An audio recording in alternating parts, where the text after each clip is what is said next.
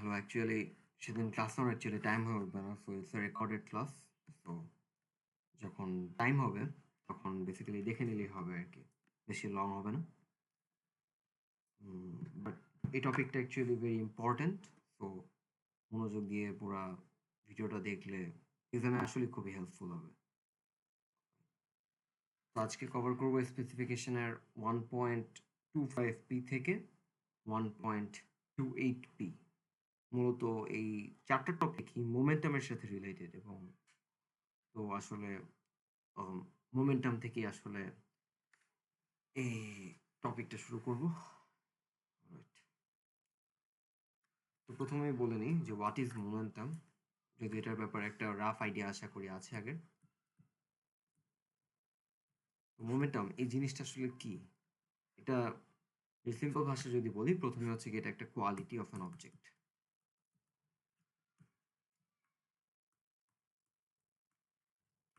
কিন্তু এই কোয়ালিটিটা মূলত কি বুঝতে সাহায্য করে আমাদেরকে? এটা বুঝতে সাহায্য করে যে অ্যাকচুয়ালি ওই ভেহিকলটাকে আমার স্টপ করতে কোন ম্যাগনিটিউড অফ ফোর্স প্রয়োজন, এটার একটা রাফ আইডিয়া দিয়ে থাকে। তো আরো ভালো করে বোঝা যায় ইন কেস আমি যদি ২ টা এক্সাম্পল টেনে আনি। ফর এক্সাম্পল একটা কাগজের বল, বল মেড অফ পেপার, অ্যান্ড আরেকটা বল যেটা মেড অফ স্টিল। আমি ২ টা বলই থ্রো করলাম এবং ২ টারই স্পিড 5 মিটার পার সেকেন্ড। এখন একটা রাফ আইডিয়া হচ্ছে গিয়ে যেটা স্টিলের বল, ওইটা দিয়ে আমাদের বেশি পরিমাণে আম আমরা ফোর্স ফিল করবো। অ্যাকচুয়ালি আমরা বেশি ইনজুরড হবো এটা দিয়ে, তাই না? বাট আমি যদি বলি যে পেপারের বলটার স্পিড হচ্ছে গিয়ে 100 মিটার পার সেকেন্ড এবং স্টিলের বলের স্পিড হচ্ছে গিয়ে জাস্ট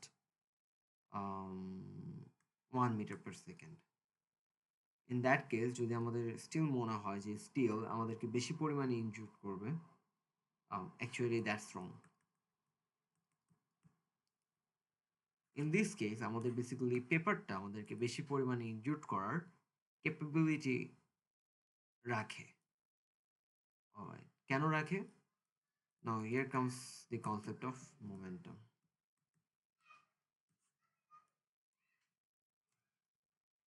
এবং ম্যাথমেটিক্যালি মোমেন্টামের যে ফর্মুলা, মোমেন্টামের ফর্মুলা হচ্ছে গিয়ে ম্যাস ইনটু ভেলোসিটি।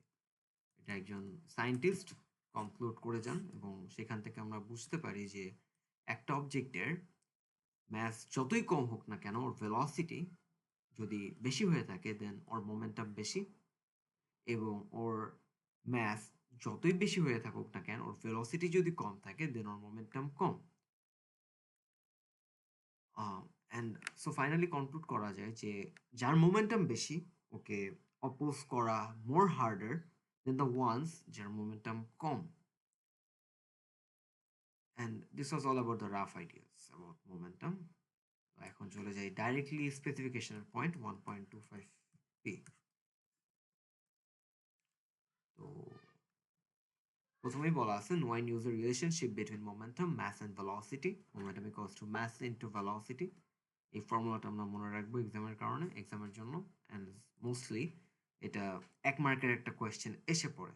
অ্যান্ড যদি দেখা যায় যে কনজিকিউটিভ ৩ বছরের কোয়েশ্চেন পেপার যদি আমরা ঘাঁটি, তাহলে কমপক্ষে হইলেও ২ বার, ১ বার, মানে ৩ বছরে কয়টা পেপার? ৩ বছরে তো প্রায় অনেকগুলা পেপার। ৩ বছরে প্রতি বছর যদি ৮ টা করে পেপার রিলিজ হয়, ২৪ টা। ২৪ টা পেপারের মধ্যে রাফলি ১০ টা পেপারে এট লিস্ট এই কোয়েশ্চেনটা আসেই বলতে গেলে আরকি। তো ইটস ভেরি ইম্পোর্টেন্ট। পরেরটা কি, use the idea of momentum to explain safety features. এখানে সেফটি ফিচার বলতে যে জিনিসটা ওরা বুঝাইতে চায় সেটা হচ্ছে গিয়ে মূলত ইদানিং যে গাড়িতে থাকে আমাদের এয়ার ব্যাগ, এবং গাড়ির আশেপাশে আরেকটা জিনিস থাকে যেটা হচ্ছে ক্রাম্পল জোন। এই ২ টা আসলে কিভাবে ইনজুরিকে রিডিউস করে, মূলত ওই কনসেপ্টটা আমরা যাতে জানি, এই ব্যাপারটাই ওরা এনশিওর করতে চায়। তো আসলে কিভাবে একটা ক্রাম্পল জোন কিংবা ইয়ার ব্যাগ আসলে কিভাবে আমাদেরকে ইনজুরির হাত থেকে বাঁচায়, হ্যাঁ, এই জিনিসটা একটু ডিটেইলড কথা বলি। দেখো, যখন একটা গাড়ি যখন অ্যাক্সিডেন্ট করে, মূলত অ্যাক্সিডেন্টের যে প্রপার যে, অথবা সরি, কমন যে কেস হয় সেটা হচ্ছে ও কিছুর সাথে যে বাড়ি খেলো। ফর এক্সাম্পল বাড়ি খায় আরকি। যেমন গাছ হোক অথবা অন্য একটা গাড়ি হোক অর সামথিং। তো এই যে বাড়ি খেলো, বাড়ি খাওয়ার পরে ওর একদম ফার্স্ট টার্গেট কি থাকে? মানে একটা কমন টেনডেন্সি হচ্ছে গিয়ে যে গাড়িটা একদম রেস্টে এসে পড়বে। ওর ভেলোসিটিটা একদম 0 হয়ে যাবে। ওর স্পিডটা একদম 0 হয়ে যাবে। একদম স্টেশনারি হয়ে যাবে গাড়ি। It's a common trend. এটা হচ্ছে common trend and common possibility. তো যখন একটা গাড়ির স্পিড যখন 0 হয়ে যায়, তখন ওর মোমেন্টাম এক্সাক্টলি 0 হয়ে যায়। কেন? যদিও ওর মাস থাকে, আমরা জানি মোমেন্টামের ফর্মুলা হচ্ছে গিয়ে মাস ইনটু ভেলোসিটি। ওর যদিও মাস কয়েক শত কেজি হয়ে থাকে, but or velocity 0 and that's for momentum 0। কিন্তু ও যখন চলন্ত ছিল, তখন তোর মোমেন্টাম 0 ছিল না। So here's a deduction in momentum.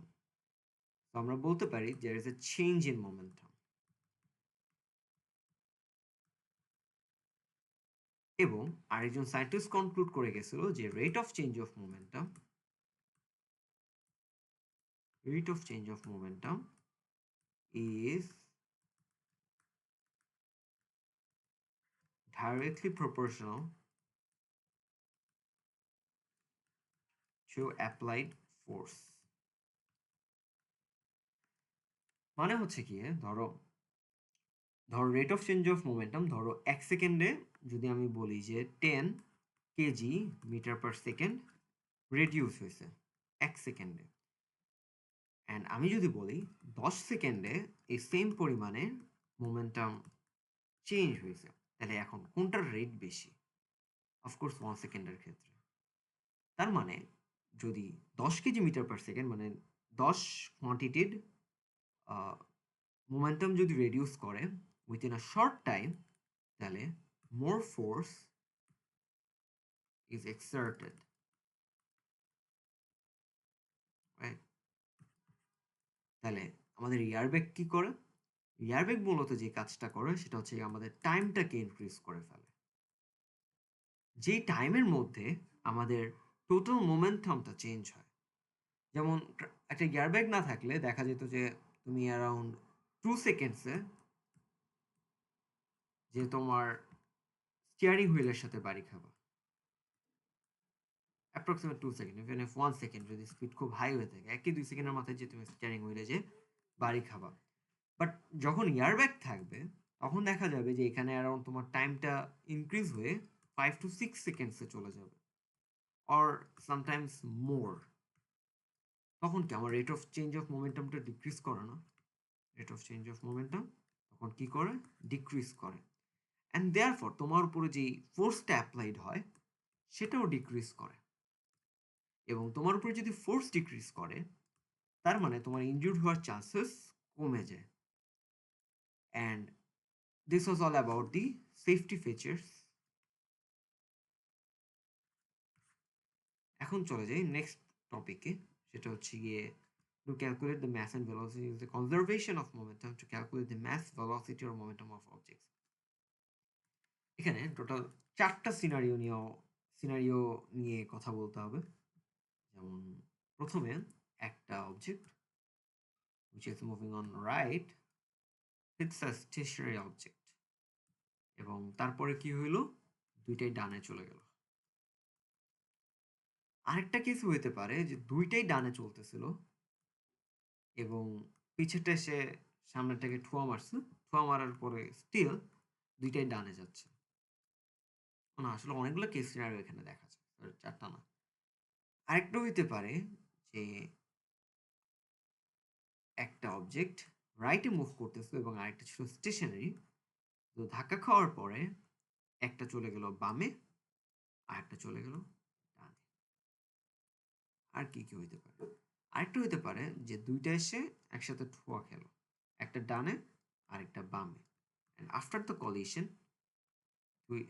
যেটা ডানে চলছিল ওইটা গেল বামে, আর যেটা বামে চলতেছিল ওইটা চলে গেল ডানে। তো মূলত কয়টা হইলো? ১ ২ ও না ৪ টা। ঠিক আছে ৪ টি। তো এখন আমাদের একজন সায়েন্টিস্ট কনক্লুড করে গেছিল যে টোটাল মোমেন্টাম চেঞ্জ, যে total momentum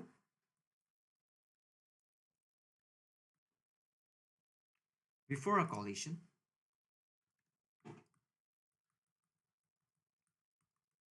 is equals to total momentum after the collision.